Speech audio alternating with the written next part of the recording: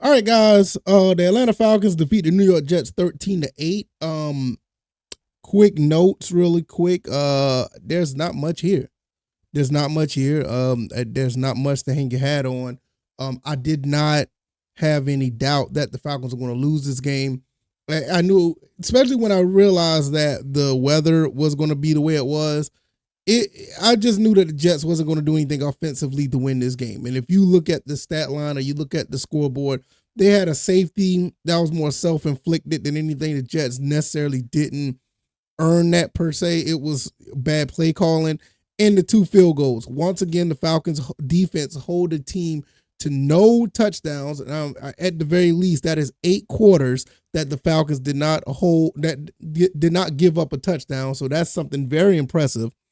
And the Falcons offensively, I didn't expect them to do much in this game. I mean, the offense playing it against a really good defense. The Jets is a really good defense, and they're playing in not the best conditions. So I didn't expect anybody to light up the world in this game. I mean, Bijan Robinson had 53 yards on 18 carries. I mean, he averaged 2.9 points, 2.9 yards a run. That's almost half of what he's normally running. He usually averaged 5.7.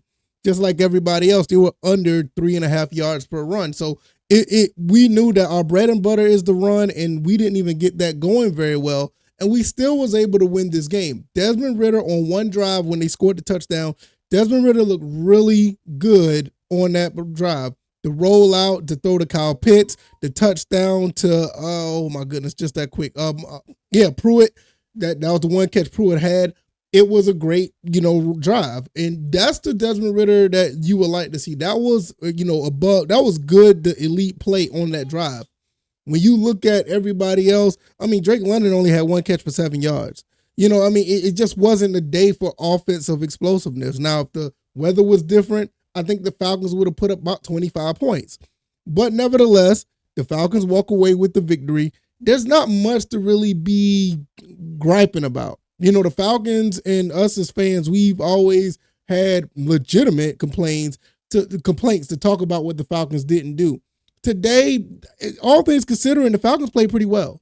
I mean, they didn't play bad at all. The conditions were awful. That one throw Desmond Ridder threw that could have been an interception. I don't even blame that on him. It just was a bad day, as far as offensively for both teams. I mean, the Jets didn't even do much of anything. It was just that bad. I mean, Breece Hall 13 carries for 16 yards. Tim Boyle actually had more passing yards than Desmond Ridder, which is not saying much because he threw for 148. He had an interception. Jesse Bates once again come through with the interception.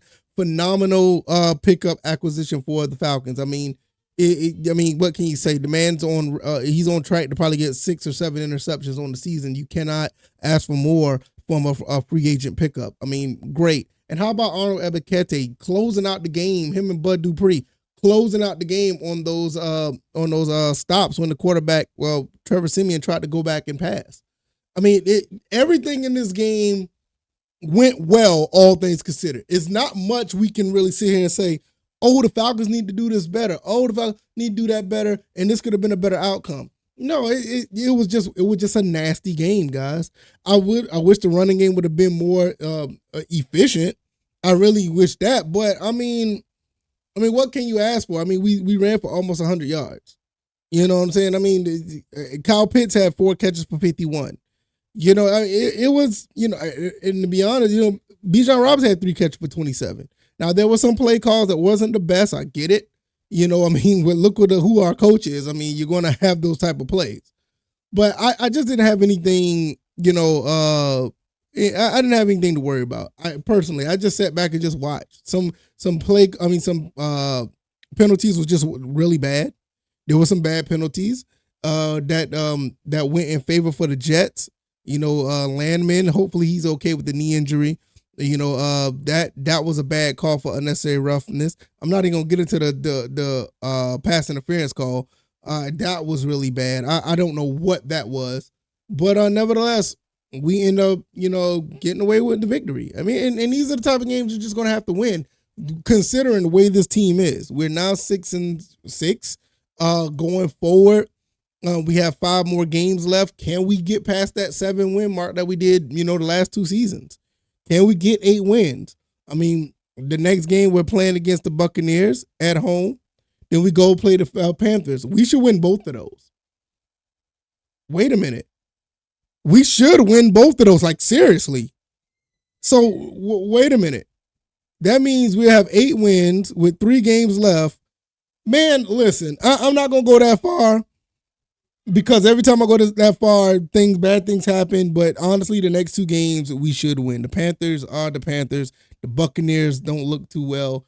And if we really win those 2 games, we take control of the division hands down.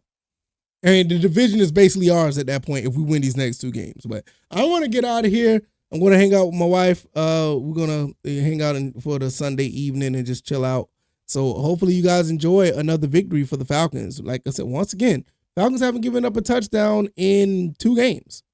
I mean, that's something you hang your hat on. The Buccaneers, we already beat them one time. Let them come to Mercedes-Benz and we can, duke it out there.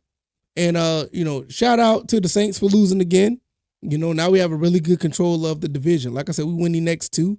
It's going to be good. So I'm going to get out of here because I can ramble. It's a pretty good victory, but it wasn't good looking. I'll tell you that much. All right, y'all. I'm out of here. Y'all be blessed. Peace.